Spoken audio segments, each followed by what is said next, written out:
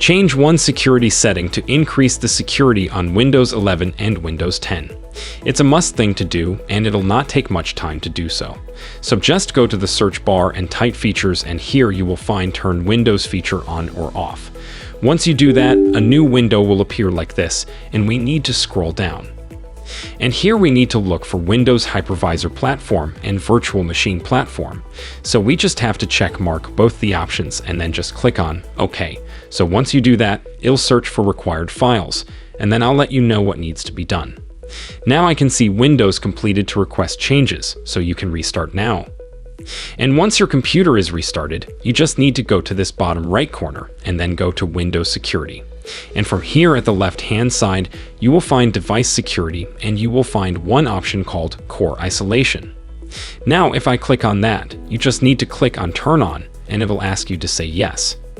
Now it'll prevent attack from inserting malicious code into high-security processes. If this video helpful to learn quickly, hit the like button, and also don't forget to subscribe to our channel and hit the bell icon. Then you won't miss any upcoming tutorials.